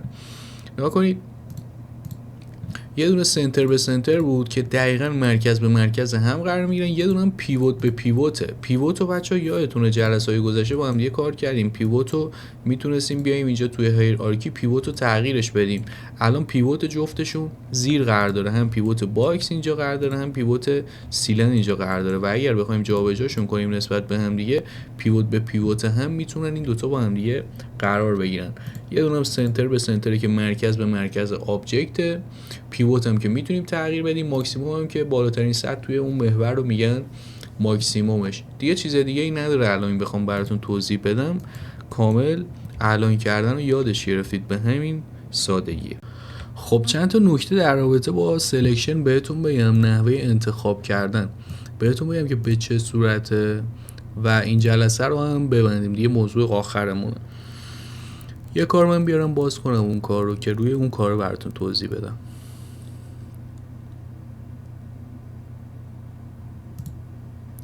نگاه کنید دوستان، من اینو آلتو دبلیو بزنم که کوچیک بشه. ما زمانی که میخوایم یه موضوعی رو انتخاب کنیم رو حالت سلکشن، یه صحنه داریم اینجا نگاه کنید دیفالت شیدینگ، یه صحنه اینجا داریم وایر فریم. این دوتا سلکت کردن توشون یه ذره تفاوت داره. نگاه کنید الان مثلا ما توی نمای فرانت این روبرو رو داریم، توی نمای پرسپکتیو هم دقیقا این روبرو داریم. الان من میخوام این بورد، این تخته‌ای که الان دورش میبینید یه مرز آبی رنگ اومده، الان من میخوام اینو انتخاب کنم. اگر من موس رو بیارم این وسط روی همین سفیدی روی این بورد، الان این بورد رو برای من شناخت و من کلیک کنم اینو برای من میشناسه و سلکت انجام میشه. اما رو حالت وایر فریم الان من موس رو میارم اینجا نمیشناسه اینو. رو حالت وایر فریم باید برم خطش رو پیدا کنم، یعنی باید موس رو بیارم این بالا، اون مرز یا اون خط رو پیدا کنم، وایرش رو پیدا کنم، روش کلیک کنم تا سلکت بشه. یا برای این اورنامنت ها اگر من بخوام اورنامنتی انتخاب کنم، نگاه کنید الان موس رو حالت شیدد، الان اینجا نگاه کنید رو حالت دیفالت شیدینگیم. موس رو من اگه هر جای این اورنامنت کلیک کنم برای من انتخابش میکنه. اما اگر بیام توی وایر فریم اینجاها کلیک کنم برای من انتخاب نمیکنه. نگاه کنید روی این فضای خالی حتما باید روی سیم یا روی وایرش باشم که کلیک کنم برای من انتخاب کنه. پس حواستون باشه روی صحنه های وایر فریم باید سیم یا اون وایرش رو کلیک کنید تا انتخاب کنه. ولی اگه بیام همین صحنه رو، همین نمای دو بعدیم رو من حالت وایر فریم رو به دیفالت شیدینگ تبدیل کنم، باز دوباره همین حالت برای من فعاله. یعنی من از همینجا میتونم روی اینجا کلیک کنم و برای من موضوع رو انتخاب کنم. این یه موردی بود که گفتم حواستون بهش باشه توی سلکت کردن. و اما اگر من بیام یه موضوعی رو اینجا انتخاب کنم، مثلا این در رو اینجا انتخاب کردم و بیام بیرون صحنه یه جای خالی کلیک کنم، این از حالت انتخاب در میاد. اوکی. روش‌های انتخابم که بهتون گفته بودم، اولی سلکت آبجکت که با سلکت آبجکت میتونیم انتخاب کنیم، دومی سلکت اند موو که میتونیم اول سلکت کنیم، مثلا این در رو میخوام جابجاش کنم، ابزار موو رو فعال میکنم، اول یه بار روش میزنم سلکت میشه، بعد که سلکت شد این کادر آبی رنگ دورش اومد میتونم خیلی راحت مثلا مووش کنم. یا سلکت اند روتیت، روی موضوعی اگه من کلیک کنم اون به حالت انتخاب در میاد و بعدش میتونم روتیتش کنم. یا برای اسکیل هم همینطور، روی یه موضوعی من کلیک میکنم انتخاب میشه و بعد میتونم اسکیلش کنم. پس اسکیل، موو، روتیت و سلکت آبجکت ابزارهای انتخاب ما هستن که کلیدهای میونبرش هم میدونیم. برای اسکیل آر، برای روتیت ای، برای موو هم دبلیو، برای ابزار سلکت آبجکت هم کیو روی کیبورد رو بزنیم سلکت آبجکت برای ما فعال میشه. اگر من موس رو حرکت بدم بیارم روی یه موضوعی، مثلا روی این در نگاه دورش یه کادر زرد رنگ انداخته، یه بذارید بزرگش کنم ببینید دورش یه کادر زرد رنگ یا یه مرز زرد رنگی میندازه. این نشون دهنده پریویوه، یعنی قبلش به ما میگه که آقا این موس روی اینه، میخوای سلکتش کنی یا نه. ما میگیم نه، میایم روی بعدی، رو در بعدی میگه الان موس رو اینه، میخوای این موضوع رو سلکت کنی. اگر بگم آره میخوام سلکتش کنم، به محض اینکه کلیک میکنم این کادر آبی میشه، یعنی یه پریویوی داره از سلکشن به من نشون میده که این موضوع انتخابه. باز دوباره رو در بعدی که بیام یه پریویوی به من نشون میده، یه مرز زرد رنگی میندازه، به محض اینکه کلیک کنم روش اون برای من آبی میشه، یعنی پریویو سلکشنه. ما اینو میتونیم کنترلش کنیم. چطوری میتونیم کنترلش کنیم؟ نگاه کنید اگر بیایم تو تب کاستومایز توی پرفرنسز، اینجا ما یه تبی داریم به نام ویوپورت. زمانی که بیایم روی این تب ویوپورت، اینجا یه گزینه‌ای داریم به نام سلکشن پریویو هایلایتس. ما به اینا میگیم هایلایتس، به این مرزی که این دور هست بهش میگیم هایلایت. یه دونه پریویو داره، یعنی زمانی که ما موس رو روی یه موضوعی میبریم به این میگیم پریویو. و اگر دوباره بیام تو کاستومایز، تو ویوپورت یه دونه هم سلکشن داره، یه پریویو سلکشن هم داریم که همون آبی رنگه بود. اوکی، حالا این دوتا رو میتونیم بچه ها تغییرش بدیم، کنترلش دست ماه. نگاه کنید توی ویوپورت اگه بیام یه دونه آتلاین داره، این آتلاین رو اگر تیکش رو بردارم دیگه، اگه موس رو ببرم روی موضوعی اون پریویو یا اون مرز زرد رنگ رو من نشون نمیده. نگاه کنید من تیکش رو برداشتم، الان من موس رو روی هر موضوعی میبرم دیگه اون پریویو برای من نمیاد، فقط باید روش کلیک کنم. مثلا الان این در رو میبینید روش کلیک کنم اون کادر آبی رنگ سلکشن میاد، دیگه اون پریویو زرد رنگ رو من نشون نمیده. حالا اگه بیام توی پرفرنسز و اینجا رو تب ویوپورت بیام، این آتلاین رو میتونم دوباره تیکش رو بزنم به من نشون بده. اما یه حالت دیگه داره، حالت اوورلی. اوورلی چیه؟ اوورلی میاد کل موضوع رو نگاه کنید، کل موضوع رو الان من میام روی این موضوع، کل موضوع برای من زرد میکنه. اون قبلیه میومد یه مرز زرد رنگ دور کار مینداخت، ولی این دیگه میاد کل موضوع رنگش رو تغییر میده، دیگه اون بوردر یا اون مرز زرد رنگ رو به من نشون نمیده. نگاه کنید حالا میام توی preferences و توی viewport، اینجا میتونیم جفتش رو داشته باشیم، همون مرز زرد رنگ رو داشته باشیم، هم اوورلی رو داشته باشیم. نگاه کنید الان به محض اینکه من میام روی سوژه‌ای همون مرز زرد رنگ رو داریم، هم حالت اوورلی یا حالت یک پارچه، یه رنگ یک پارچه رو داریم. اینو میتونیم کنترلش کنیم خیلی راحت. باز دوباره میام توی تب viewport و اینجا حالا اگه تیکشو بخوام میتونم بزنم. برای سلکشن هم همینه، برای سلکشن ما میتونیم هم اوتلاین داشته باشیم هم اوورلی. الان میذارم رو حالت اوورلی، نگاه کنید اگر من موضوعی رو بیام انتخابش کنم کلش آبی میشه، میبینید کلش به حالت آبی در. هر کدوم راحت تر بودید میتونید اینجا بیاید تنظیمش کنید و ازش استفاده کنید که پیش‌فرضش هم رو همین حالت اولیه، یعنی روی اوتلاین. حالت بعدی دیگه ای که داشتیم برای سلکت کردن سین اکسپلورر بود. یعنی اگر ما می اومدیم اینجا این دکمه سین اکسپلورر رو میزدیم، اینجا برای ما باز میشد و اگر موضوعی رو مثلا این در کابینت رو من اسمش رو میذارم دورز، میام روی در کلیک میکنم، میام اینجا توی قسمت مودیفایش، الان پلین 785 اینجا میذارمش دورز، فارسیه یا دور. خب این اسمش رو تغییر دادم، اینتر میکنم، این ثبت شد. الان من میخوام این در رو سلکت کنم، انتخابش کنم، میام اینجا میذارم دور، نگاه کنید حالت انتخاب برای من فعال میشه. الان هیچ موضوعی انتخاب نیست، بیرون صحنه کلیک کردم، اما به محض اینکه میام روی این دور یه بار کلیک میکنم میاد برای من سلکت میکنه. یه حالت انتخابم این بود که میتونیم ازش توی کارامون استفاده کنیم. اما یه حالت انتخاب دیگه داریم، نگاه کنید زمانی که من میخوام یه موضوعی رو انتخاب کنم میتونم کلیک و درگ کنم. خب یه موضوع یا چند تا موضوع من میتونم کلیک و درگ کنم و انتخابشون کنم. نگاه کنید یه پنجره‌ای باز میشه، این پنجره رو میبینید، هر جا که قرار بگیره میتونه اون موضوع رو انتخاب کنه. حالا این کل موضوع رو من انتخاب کردم، کل موضوع رو با هم میتونم جابجا کنم، کل موضوع رو میتونم با هم بچرخونمش، کل موضوع میتونم با هم اسکیلش کنم، روی همش تاثیر میذاره چون همش انتخاب شده. خب اما این پنجره‌ای که اینجا هست ما میتونیم کنترلش کنیم. بخوام یه مثال ساده و اینکه سریع متوجه بشید داستان چیه، من اینطوری مثال بزنم. نگاه کنید ما چند تا موضوع داریم اینجا، این اورنامنت ها، براکت ها، سرستون ها، این گل هایی که اینجا هست ما میخوایم انتخابشون کنیم. دو تا حالت انتخاب داریم، یعنی دو تا حالت کنترل این پنجره رو داریم. یه حالتش اینه بچه‌ها، یه حالت ویندو داریم، یه حالت کراسینگ. کلید میونبارش هم یا هاتکیش هم شیفت و اوه، میتونیم فعال و غیر فعالش کنیم. یه حالتش اینه، اگر رو حالت کراسینگ باشه، الان رو حالت کراسینگه. خب یعنی هر موضوعی که داخل این کادر هست و هر موضوعی که این کادر از روش رد شده همه رو سلکت میکنه. نگاه کنید این سه تا موضوع سلکت شد، هم موضوعاتی که داخلش بودن هم موضوعی که از روش رد شده. نگاه کنید این خطر رو میبینید از روی این رد شده. الان این اورنامنت سوم، این گلی که اینجا وجود داره، این گله داخل کامل داخل کادر نیست، اما این دوتا موضوع رو میبینید کامل داخل کادره. اگر رو حالت کراسینگ باشه میگه هر چیزی هم که من بیام کراسش کنم از روش رد بشم اونم انتخابش میکنم. اما اگر بیایم رو حالت ویندو بذاریم، یعنی یه بار روش کلیک کنیم بیایم سویچ بشیم رو حالت ویندو، دیگه الان من باز دوباره به همون روش دارم سلکت میکنم، هر موضوعی که داخل این کادر هست داره انتخاب میکنه. اینو میبینید این گله رو من فقط از روش رد شدم، کامل داخل کادر نیست، پس انتخابش نمیکنه، فقط اون دوتا موضوع رو انتخاب میکنه. فرقش اینه. اگر بخوام اینم انتخاب کنه باید اینم بیارم توی کادر قرار بدم. نکن الان این براکت یا این سرستونی که اینجا هست الان داخل این کادر نیست، پس انتخابش نمیکنه.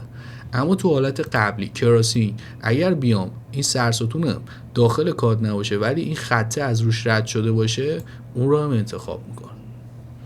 پس یه حالت کراسینگ داریم، یه حالت ویندو داریم که پیش‌فرضش روی کراسینگه.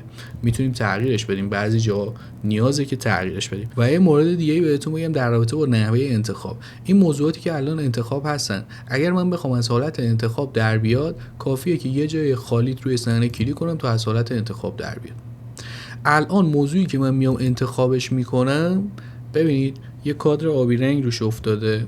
من بیام با سلکت آبجکت انتخاب کنم، یه کادر آبی رنگ دورش افتاده که میگه این سلکت. اوکی. اما اگر بیام رو موضوع بعدی کلیک کنم، اون از حالت انتخاب در میاد، موضوع بعدی انتخاب میشه. موضوع بعدی رو بیام روش کلیک کنم، موضوع قبلی از انتخاب در میاد، موضوع بعدی انتخاب میشه. باید به این حواستون باشه. اگر من بخوام چند تا موضوع با هم انتخاب کنم، چیکار باید بکنم؟ باید کنترل رو نگه دارم. زمانی که کنترل نگه میدارم بچه‌ها، یه علامت به اضافه‌ای کنار موس میاد. میبینید این علامت به اضافه رو؟ حالا من میتونم روی این سوژه کلیک کنم، روی سوژه بعدی کلیک کنم، روی سوژه بعدی کلیک کنم، روی سوژه بعدی هم کلیک کنم. الان همه سوژه ها با هم انتخاب شد و دستم رو از رو کنترل بردارم و همه اینا رو الان میتونم با هم یا مووش کنم یا روتیتش کنم، بچرخونمش، یا بیام مثلا اسکیلش کنم. هر کاری میتونم باشون بکنم.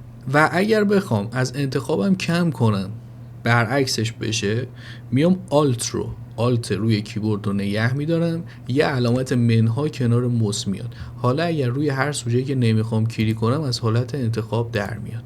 ببینید از حالت انتخاب در اومد. پس اگر بخوایم به انتخابمون اضافه کنیم، کنترل رو نگه میداریم، به انتخابمون اضافه میکنیم.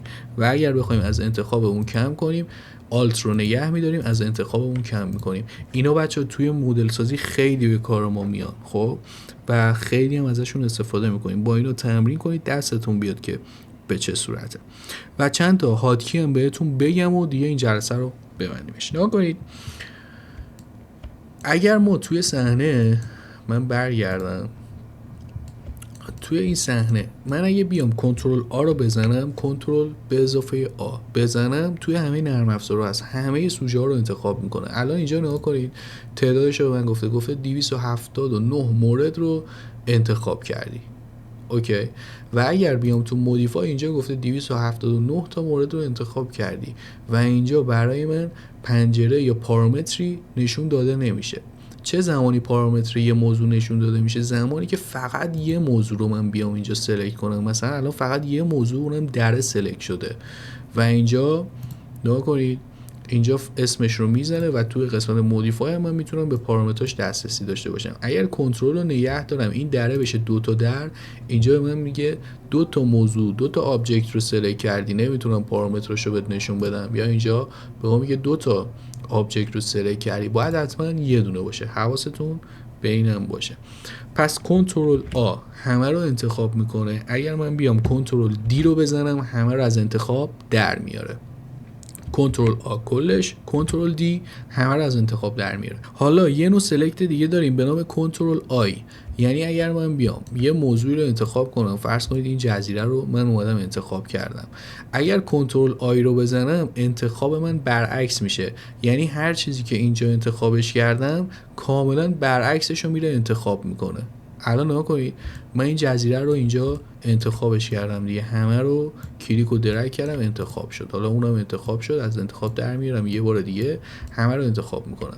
زمانی که من کنترل آی رو بزنم، این از حالت انتخاب در میاد، جزیره میره، تمام چیزایی که توی صحنه هست رو انتخاب میکنه. نگاه کنید، کنترل آی رو میزنم، این جزیره از حالت انتخاب در اومد و رفت بقیه چیزایی که توی صحنه هستن رو انتخاب کرد. و حالا مثلا من میتونم اینو اصلا پاکش کنم، فقط جزیره رو میخوام، یا آندو میکنم برعکسش، این یونیت ها رو همه رو میخوام، این دیواری جزیره رو نمیخوام. کنترل آی رو میزنم، انتخابم برعکس میشه، دلت میکنم جزیره رو. اوکی. از اینم خیلی استفاده میکنیم. کلیدهای میونبر یا هاتکیشون کجاست؟ اگر بیایم تو تب ادیت، اینجا یه منوی زیرنمایشی داریم، ادیت. اینجا چی رو داریم؟ کنترل A که میومد همه رو انتخاب میکرد، سلکت آل. کنترل D که میومد انتخابمون رو از حالت انتخاب در می آورد، یعنی هیچ موضوعی رو انتخاب نمیکرد. و یه دونه داریم کنترل آی که میومد سلکتمون رو برعکس میکرد، اینورتش میکرد، که بهش میگیم سلکت اینورت. و کلید میونبرش یا هاتکیش هم کنترل آی هستش. خب بچه دیگه ابزارهای مهم و پایه و بیس رو یاد گرفتید و چند تا نکته دیگه مونده فکر کنم اونا رو بهتون بگم، دیگه میریم تو دل پروژه ها، وارد پروژه میشیم، با هم دیگه پروژه ها رو شروع میکنیم. پیروز و شاد باشید تا جلسه بعدی. خدا نگهدار.